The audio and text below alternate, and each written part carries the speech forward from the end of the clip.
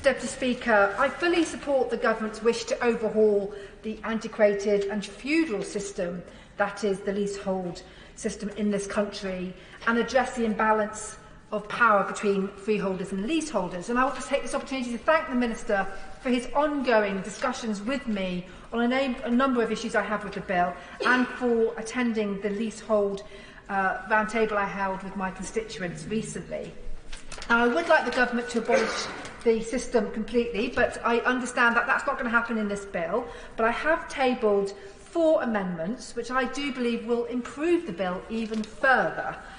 First, new clause 12, which reduces the participation threshold required to claim right to manage to 35% from the current 50%. This is a massive issue in the cities of London and Westminster. Over 1,300 properties in the City of London and an eye-watering 12,100 in Westminster have owners living abroad or are owned by companies using central London's golden postcodes as a place to park their cash. This reduces the ability of leaseholders in these blocks to secure the 50% of signatures required to achieve right to manage, as it is incredibly difficult to contact these overseas leaseholders for a meaningful discussion. Allow me to give you an example of this type of dilemma in my constituency. Residents in the quadrangle in the Hyde Park estate say leaseholders in their block will struggle to meet the 50% participation threshold. They estimate that at least 40% of their block leaseholders do not live in the building and are uncontactable. Lowering the threshold to 35% in this new clause 12 would allow far more leaseholders living in similar blocks the chance to manage their own buildings. Mr Deputy Speaker, I must commend this bill for its work to support blocks which have shared commercial and residential usage. The bill proposes to increase the proportion of commercial or non-residential space permitted in an individual block for a right to manage application from 25 to 50%.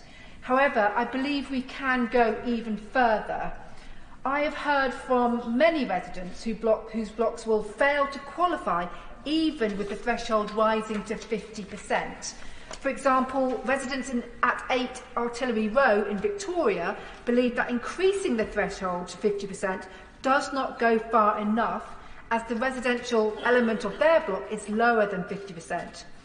That is why my amendment, new clause 17, is needed, as it would allow residents in a block with up to 75% commercial premises to allow for the right to manage. Mr Deputy Speaker, my new clause 14 again is designed to allow more leaseholders to strive for the right to manage, especially those in mixed-use buildings. Simply sharing a broom cupboard with a commercial property can disqualify their ability to claim the right to manage. For example, Cambridge Court in Marylebone, where leaseholders would benefit from the Government's proposals to increase the threshold of non-residential thresholds allowed in a building when striving to manage their blocks. However, they are concerned that their ability to qualify for right to manage would be undermined by the existence of a single shared car parking space in their building.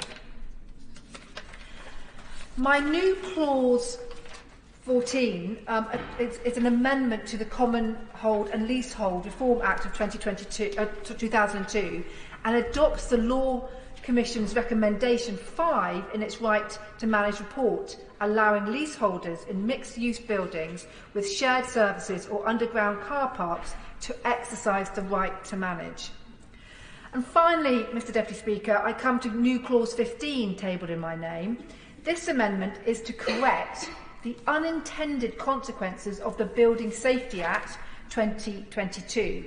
This is because the Act has interfered with the long-standing Section 24 regime, which was a vital right for leaseholders. The Building Safety Act introduced an accountable person mechanism that expressly banned Section 24 managers from being the accountable person, and consequently, specially trained, vetted and professional property managers willing to take on difficult sites have been barred from being the accountable person. This makes absolutely no sense and stripped leaseholders of an existing right. They surely cannot have been, this surely could not have been the intention that the government planned when it tabled the Building Safety Act, which was intended to provide leaseholders with additional statutory protections. There are so many leaseholders, not only in my constituency, but across the country, who would benefit from applying for a Section 24 manager, but they cannot risk it if they are in blocks 18 metres or higher because of this issue with the Building Safety Act and the accountable person regime. It is imperative that our buildings are safe, that leaseholders are safe, and that the burden does not fall heavily upon these leaseholders. Mr Deputy Speaker, I won't push my amendments for a vote tonight, but I do hope the government will consider what I have spoken about today and will work with me to see what we can do to introduce them perhaps in the other place. This is a watershed moment for the government to prove it understands the terrible treatment leaseholders have faced and continue to face from incompetent freeholders, and that we are addressing the imbalance between freeholder and leaseholder, and I hope this bill will deliver real change. Thank you very much. Helen Morgan.